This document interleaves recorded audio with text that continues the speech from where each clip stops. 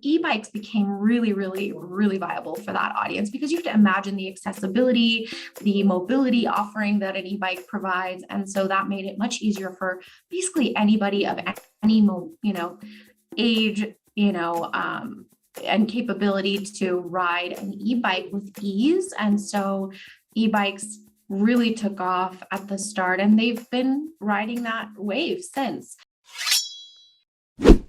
Welcome to Business Ninjas, brought to you by WriteForMe, where you'll hear from business leaders who are out there growing their business and slaying it every day. Learn from the masters. Let's get started.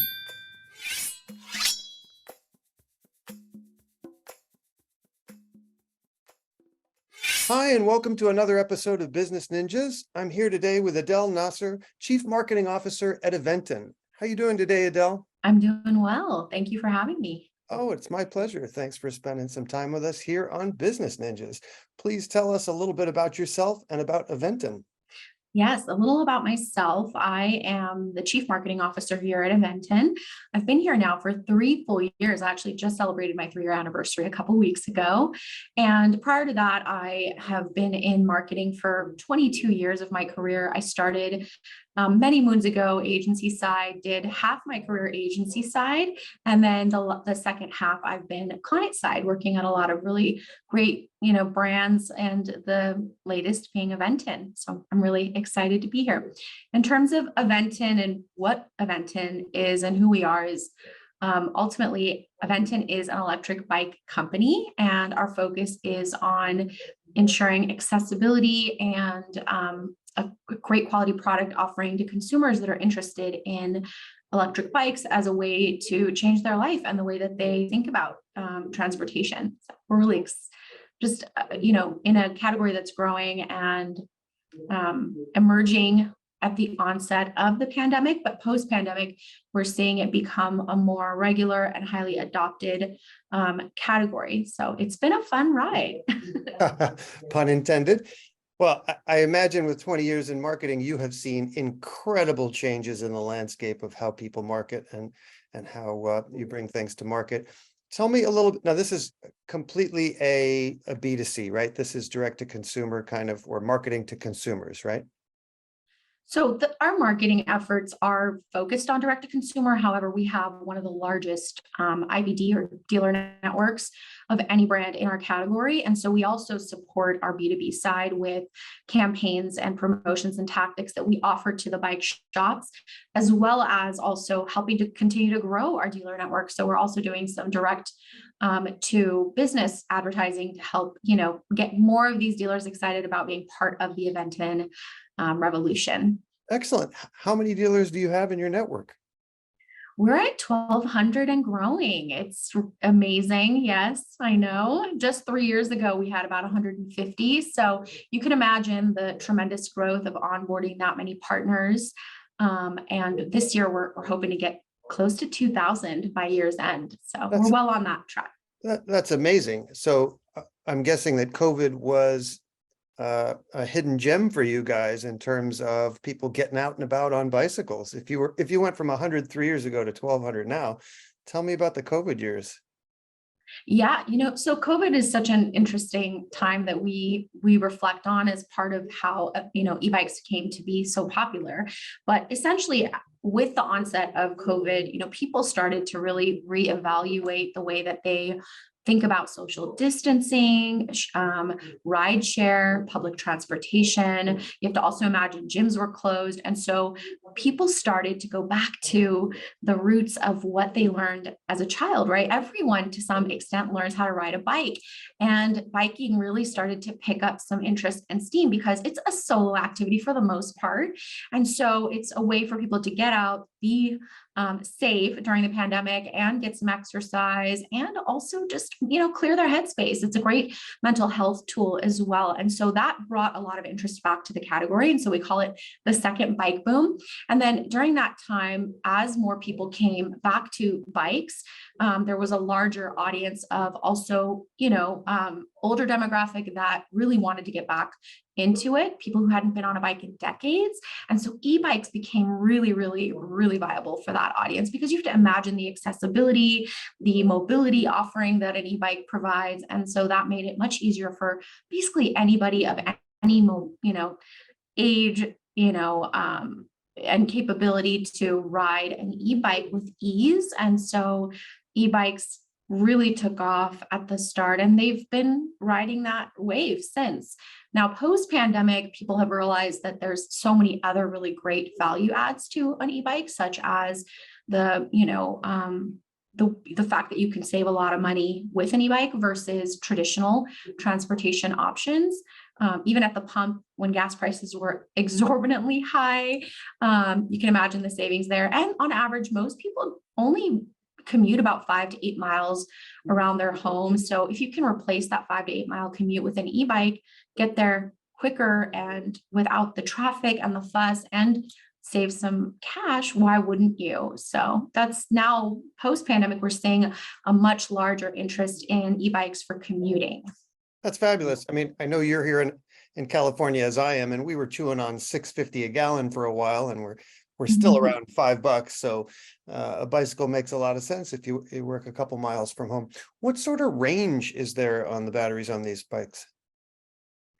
Yeah, the range can vary anywhere from 35 to 60 miles per hour on a single charge. And the reason that range can vary so widely is depending on how you're riding. So for example, if you want more pedal assist, you might get a little less range out of your battery. If you use less pedal assist, you'll get more range. But also we've launched new technology that has increased the range because it's more intuitive, such as our new torque sensor technology, which allows the rider to get a lot more out of the battery without having to, just because it's more intuitive with your body, and it syncs with the rider's output and then matches your output and gives you even more. So it's a really cool technology that's even better and smarter than the traditional cadence sensor technology, which is still really good, especially for new riders. But as you become more of an advanced rider and you're getting comfortable with e-bikes, you can start to think about ways to upgrade into a torque sensor. So we're really excited to be at the forefront of more advanced and improved technology. Excellent. And what's the origin story of Aventon? When did they come to be? It's a great story. We were born in 2012 as a high performance fixed gear cycling company. And our founder at the time really noticed a huge gap in the cycling industry. And, as a college student here back then and seeing a lot of brands selling bikes at thousands of dollars, he realized college students just couldn't afford that price point. And it became his mission to put out a high performing bike that was reasonably priced for college students to make it more accessible. So even back then we were a disruptive brand, and we continue to be a disruptive brand. And so that's where our roots come from, in performance cycling. We had a great run for 10 years on the crit scene and having our own race team and winning races all over the world. It was really a fun time. And as the US consumer evolved as well, and we realized with the onset of the pandemic that we needed to also reimagine our product offering. E-bikes became a more prominent part of our offering. And so the nice thing is we own our own factory. It's end to end for us. We design, engineer, and manufacture our product and then bring it direct to consumer. And so it's very easy for us to go back and reimagine a product line. And so we did. And we wanted to make sure, similar to our initial roots in fixed gear, we wanted to make sure it was really attainable for the masses. And because there's no middleman, we pass all the savings on to the consumer, but don't sacrifice quality, which is really hard to do. But our CEO is obsessed with the idea that, every consumer deserves the highest quality at a price that they can attain that product. So he works really tirelessly to make sure that every single part of the product evolution and the engineering and design is factored into what we bring to market. And that's something we're really proud of. Every little detail matters on that front. And so here we are today with a full lineup of high quality electric bikes. And we're really proud of the work and evolution that the brand has, undergone in the last 10 years. Excellent. I assume there's a proliferation of electric bike companies out there of various levels. What makes you guys stand out so far from your competition? I feel very strongly that the reason Aventon is where we are now in the top consideration for this category is because of the idea that we make our products just at a more attainable price with way better quality components. Spec for spec, when you compare us to other brands on the market, you're getting way more for the price you pay for an Aventon product versus some of the others in market at our price point. And that is something that we see often, we hear it often, and we're dedicated to it. It's a part of our ethos to make sure that that spec for spec, we're not sacrificing quality at this price. And so that's why I think we're so uniquely positioned. We are in a specific subset or a price point, but that doesn't necessarily hold us back from ensuring that they're getting high quality because we're rooted in performance. And so we want to make sure our products perform at the highest level.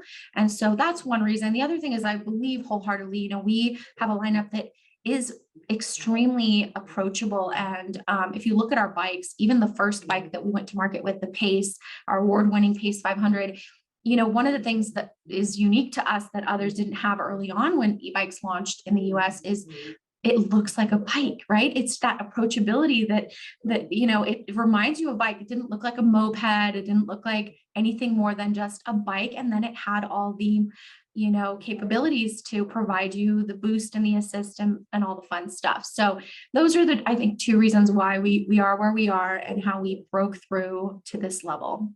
And when did that happen? When did the Pace come to market? When did you guys get into the electric bike business? Yeah, the Pace went to market in 2018 and we haven't looked back. It's been exciting. And when it went to market, kind of back to the idea that we were disruptive, it was very disruptive at the time because if you had looked at what e-bikes were around then, Sure. They really didn't look like a traditional bike. They had more of that moped-y motorcycle, bike looking feel. Yep. And so it was something that really kind of reimagined and changed the way people perceived electric bikes. And who are your customers? Who's the average Aventon rider?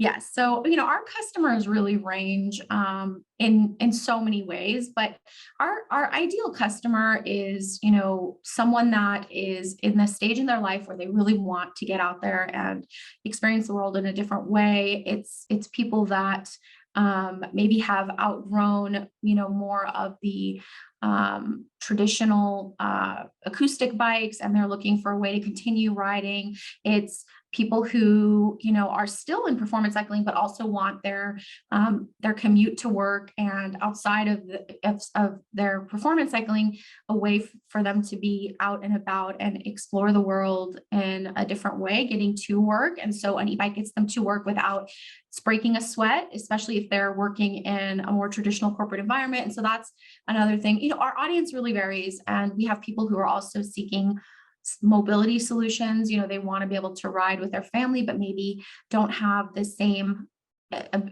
capability, myself included. My husband is a performance cyclist, and I can now ride with him and the kids because I've got my e-bike. And so before that, I wouldn't have been able to keep up or even do that. And so now we get to enjoy fun rides to the beach. So our audience really is it's so variable right now. It's changing, it's evolving. As I mentioned in the beginning, it was a specific audience that was looking for ways to combat certain issues that were brought on by the pandemic. But now we're seeing that commuter mindset and people really looking for ways to save at the pump, to help the environment and all the like. So I'm glad you used the word audience. Pun intended. I'm going to switch lanes into your marketing lane. Tell me what role content and content marketing have played in the growth of Aventon. It's critical. Content is critical to everything we do, right? This is a new emerging category in the US. And so education is key. And so we've taken a big part of our approach is on the idea that we need to educate the consumer, but also story tell, help them imagine the ways that an e-bike can be used beyond just traditional recreation. And so that's been a big focus of ours, is how do we tell that story? How do we showcase the many, many, many use cases? We have this really fun series that I'm really proud of that the team has brought to life called Beyond the Bike, where we showcase these incredible stories and unique use cases that, are meant to inspire and get people to think about e-bikes differently. So without content at the forefront and us being focused on the idea of storytelling and education, I don't think we would be here. And so that's been a big part, even from day one, when the bike boom, the second bike boom started at the onset of COVID. It was all about, how do we help people imagine the use cases for a bike that solves the problems they were having? And so all of that is rooted in content. And then beyond that, we also make sure that all of our materials for, help materials and documentation and assembly are also really easy and effortless for the consumer to interact with and use. A lot of our bikes are, if you are ordering it online, direct to consumer, and having it shipped to your house, what's really cool is that they're mostly 80 to 90% assembled. And so you can watch a video, and our videos are really intuitive. And that's also really great content that helps you be able to build the bike with ease. You don't have to be an expert cyclist. You don't have to be a mechanic to do it. It's pretty amazing. I've been able to build several of the bikes myself, and it's something I'm proud of as well. So that's a big part of everything we do every day, is how do we make sure every piece of content we put out, whether it's helpful materials, it's inspirational content, that it all is easy to consume, it's fun to consume, and that the consumer's needs are being met with that content. I'll continue with the puns. Other than your website, where do you find the most traction with your content? Yeah, so one of the areas we found a lot of success with content consumption is through channels like social media. We're really big there. We have a large presence, and our consumers really love to interact and share their stories. There are actually, over 10 groups on Facebook, for example, that have been created by our customers, our fans, where they build these communities and they're interacting and sharing their videos and their photos and all their use cases. So UGC is a big part of that, and where content is being built and shared, and we interact with them heavily. We have a great loyalty program and ambassador program that we help to continue to foster and facilitate that. And then we also have a great network of publishers and partners that love the product, that are also putting out tons of reviews through YouTube and through articles that are diving deep into all the aspects of our bikes, and they're doing their own third-party unbiased reviews. And so there's that content as well that consumers can consume that is not Aventon content that we're building ourselves. And then another way that they're consuming content is through our retail network. We arm our partner bike shops with a lot of great materials, but they're also putting out so much amazing content at the hyper local level through their network of social media and their own databases of customers and such. And they're communicating with their customers on our behalf and touting all the amazing things about Aventon.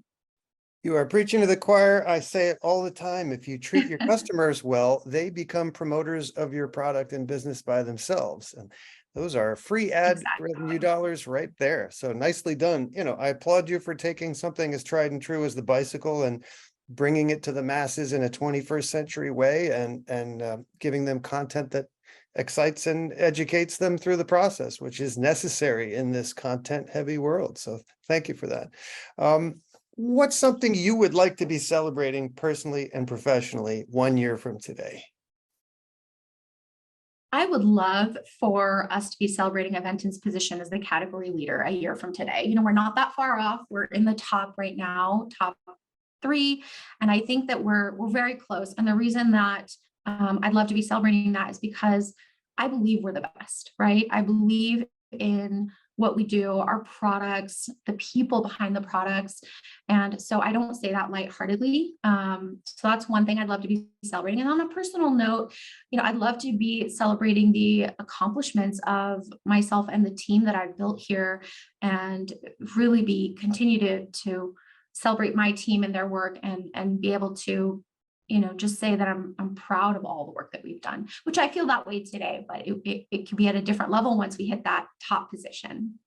Well, I don't think there's any question Aventon has stumbled on the right person to carry the torch for their product line. So I applaud your Aw. efforts and I wish you all the best in that endeavor. Please tell everyone what your URL is, where they can find Aventon bikes, and what social media channels you're using these days. Absolutely. You can find Aventon at aventon.com. And you can also find us in our large dealer network across the nation. We are in 1,200 stores and growing. And then also we are now partners with Best Buy. So you can also find Aventon through the Best Buy website, as well as in some of their stores. We're in over 200 stores now. So those are 3 ways. And then in addition to that, I wanted to talk about like our partners that do rentals. There's an amazing partner in Alaska that rents out bikes and takes people on these incredible group rides. You have to see some of their content. It's pretty amazing. They do these rides in the snow. They ride on ice. They ride in the water. It is one of my favorite shops out up there that does some really cool stuff. We have some in Hawaii as well. They're kind of all over. And so beyond just buying the bike, you can also go and explore and play with the bikes through rentals. And then I wanted to mention too, you can find us on social media on Instagram, Twitter, TikTok. We're really big in Reddit as well. There's a lot of really cool subreddits all about Aventon. So highly encourage our audience to go and explore and learn. Adele Nasr of Aventon Bikes, thank you for spending some time with us today on Business Ninjas. I wish you and yours and Aventon all the best in the future. Oh, thank you so much, Andrew. It's been a pleasure. I'm so excited to be a part of this program, and I applaud you on all the work you've done to build this podcast. So thank you. Thank you. Be well.